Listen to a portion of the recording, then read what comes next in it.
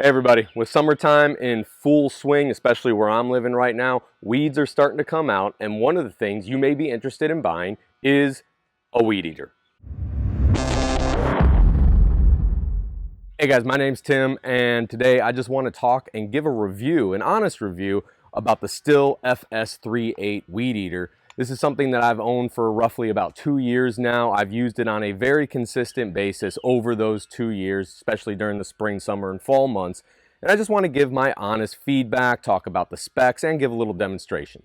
Mind you, I'm not going to go over things such as how to replace the line or how to do some maintenance. If you are interested in anything like that, by all means, please drop a comment. If there is interest in it, I will go over those in another video. So first off, let me just get this out of the way. I've been calling this Stihl since I was a little kid watching my dad use these products. I know some people pronounce it as Stihl, and if honestly I am pronouncing it the wrong way, feel free to just blast me in the comments. Basically, one thing I want to get out of the way is that Stihl is a quality product, and that's what it's known for. It's known for being very dependable, very reliable. I own plenty of Stihl products, chainsaws, you name it, and honestly, they have never let me down in the past. With that being said, don't go out and rush and buy this right away saying, oh, okay, you know what, this is going to be a great deal. Instead, listen to this review and maybe you'll see, hey, this is for me, or maybe I should look for a different type. So the FS38, which I have right here, is an entry-level weed eater, meaning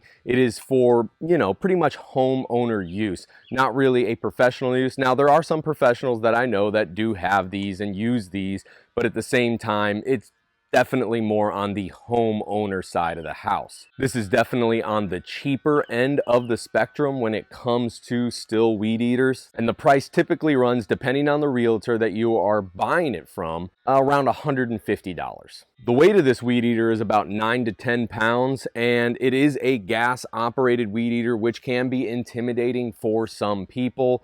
A lot of people today, just because one, they simply don't know about the gas mixing ratio, or two, they just don't want to deal with having to go fill up gas. They will typically go to the battery operated weed eaters these days. I actually used to own a battery operated weed eater. I ended up not really liking it so much just because of the power purposes. Now, mind you, when I first bought this, I did not live in the current yard that I'm living at now, very small residential backyard. I had a much larger backyard that had a lot of rougher and tougher weeds growing up in it. If you are seeking out a battery operated weed eater and you have a, relatively smaller yard, you don't have these giant monster weeds, then yeah, maybe that would be a better option, especially if gas intimidates you. But what I'm gonna say is, honestly, you cannot beat the power that gas gives you. Maybe you can when you're watching this in the future and they have some insane battery operated weed eaters out there, but as of right now, from my personal opinion, gas is still the most powerful way to go. So I'm going to hold it up here and hopefully you can see. So when we're talking about gas right here, typically these engines are going to be using a mixed gas and oil product. Optimally, you're going to be looking for a 50-to-1 solution. Now, one of the amazing things, if that's kind of intimidating for you, is that nowadays you can buy those pre-made right now and good to go. And all you got to do is throw that sucker in there, never have to worry about it. For those of you who want to use the old school method and mix your own gas and oil, all you need to do is go to the same store that you would buy your weed eater at, find some 2-cycle engine oil, and then get yourself a gas can that's dedicated for mixing. And actually, a lot of people will just write mixed on there because they don't want to mix it up with the normal gas can. Put your 50-to-1 ratio in and you're good to go. If you want to see a video on how to actually mix it, because I'm not really going to get into it on here, by all means, please drop a comment. I'll make a short video on that. So now I'm going to go ahead and get into how to actually run and operate this weed eater for those of you who care. And for those of you who don't care and just want to get the honest last-minute review, go ahead and skip to the end of this video where I will talk about my honest opinions and give a demonstration. For the operating features itself, what you're going to notice is it is your typical hand crank. If you're familiar with this, then you know how to do it, and we'll go over it here shortly.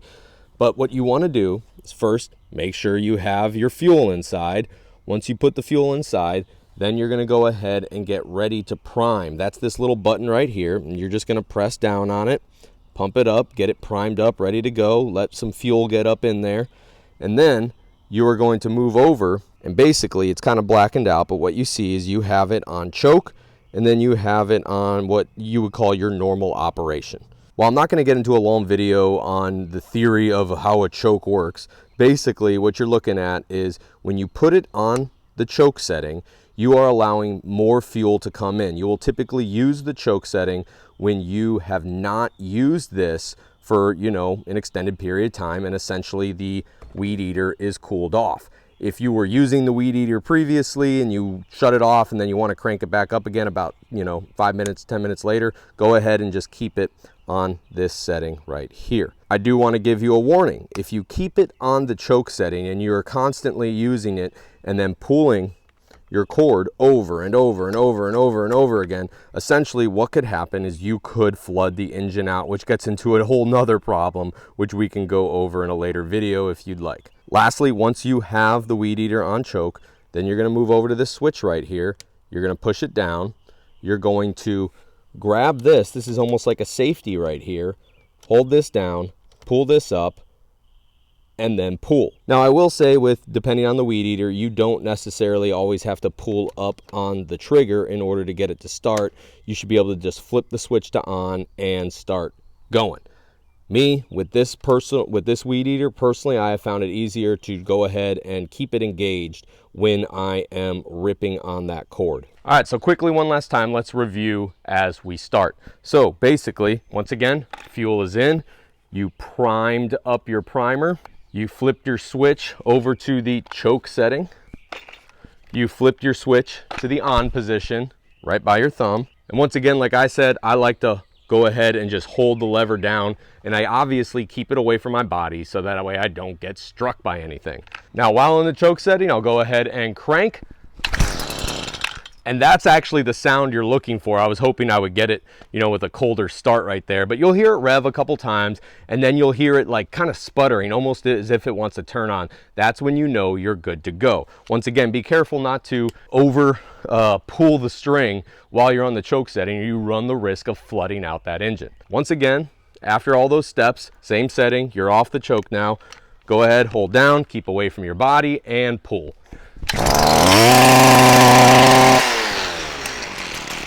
Now you may notice once you actually get the thing cranked on, and as soon as you shut it off, sometimes the whole engine may shut down and die. That's okay, especially when it hasn't been running for a while or it's really cold out. Basically just go ahead and crank it back up again. Now before we continue with the rest of this video, I do just want to give you a few tips when it comes to operating and a few safety things as well. Number one, this is your weed guard. Make sure you leave it on. I honestly don't even know if it's actually called a weed guard. That's just always what I called it, but it's a safety feature. It's there for a reason. Next, as you are weed eating, and you are going to notice that your line is going to start running out. In order to get more line to come out, basically what you're going to do is kind of slap this centerpiece on a hard surface. Concrete works best. I noticed for this particular weed eater that the kind of mushy ground just doesn't work all that well. If you got a place of concrete or something like that, works a lot better.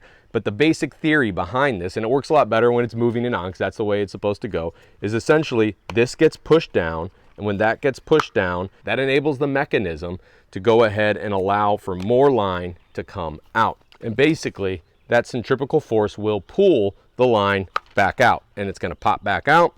More line comes out. That's how it works. Lastly, before we move on to the demonstration, I do want to talk about safety. Safety is very important when it comes to using weed eaters, whether you're using a battery operated one or a gas operated one. And there's a couple things that you always need to make sure you have. First off, I like to make sure that I have gloves laying around. Mostly not really a safety thing, but just because this thing vibrates like crazy, and unless you want your hands vibrating all day, go ahead and get yourself a nice pair of work gloves that you can use, and that way you don't have to worry about it. Next, I always make sure I have some good eye protection. There are things that are going to be flying back at you from time to time, and what you want to make sure is that your eyes are protected. Don't mess around when it comes to your eyesight, and make sure you get a type of eye pro that actually kind of covers the sides of your eyes as well. You don't want anything, you don't want like aviators on where something's going to sneak up in there. Don't take risks when it comes to your health, and especially when it comes to your eyesight. Last two pieces of safety advice that I would give is one,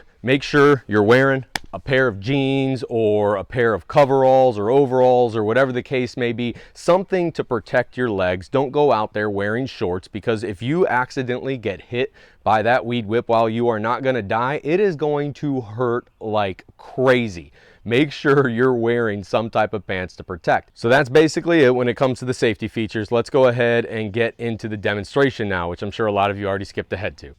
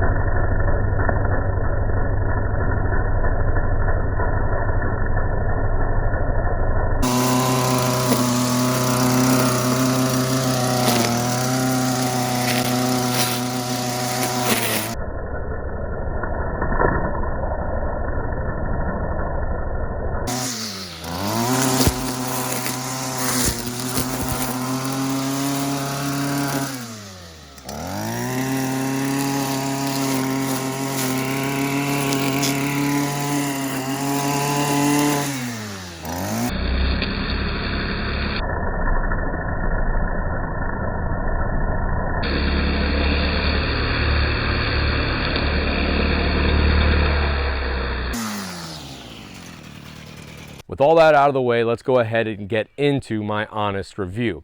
As I said earlier in the very beginning of the video, this is an entry-level product, and you're gonna get what you essentially pay for. It is on the cheaper side, once again, around $150 depending on your realtor who you buy this from. But I do want you to keep in mind, even though it is entry level and it's on the cheaper end of the spectrum when it comes to Stihl products, it is still a Stihl brand. And now I'm starting to double guess myself if it's pronounced Stihl or Steel. Once again, correct me in the comments and blow me up. But basically what I'm saying is it is a quality product from a quality manufacturer. Now, with that being said, are there other Stihl weed eater products that are much better than this? Absolutely, and I've used them before. If you did not know, I'm active duty military, so I move around a lot, and sometimes that includes moving to places where we already have lawn care provided for us, you know, from on-base housing. And I don't need a weed eater, so I would buy something, sell it, and then only to regret it later on when I move to another place, move off base, and I gotta go ahead and buy another weed eater. Dumb mistakes from my early 20s. But all that to say this,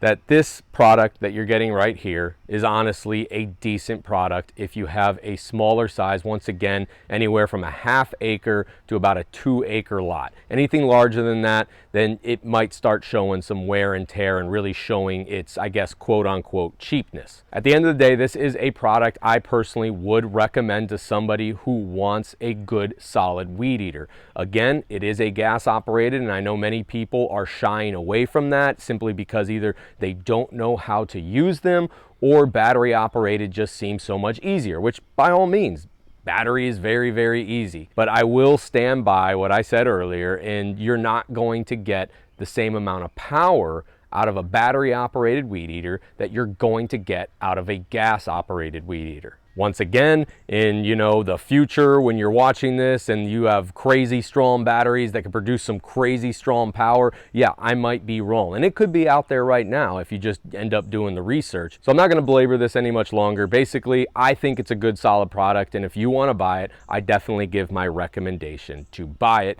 Just know that you may have to do a little bit of tweaking with it yourself, as it is on the, once again, cheaper end of the Stihl spectrum. If there were any questions or things that you did not see in this video that you would have liked to see, then please, by all means, hit up a comment, let me know, and I'll go ahead and produce a video based on that topic if it's something that enough people care about. Also, if you did enjoy this review, whether you hated it, loved it, or whatever the case may be, if it helped affect you, by all means, share this video out.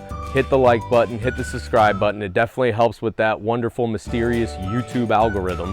And then it also gives me more motivation to continue making different videos for y'all. So with all that being said, I'm Tim with Artillery Life. Have a good one.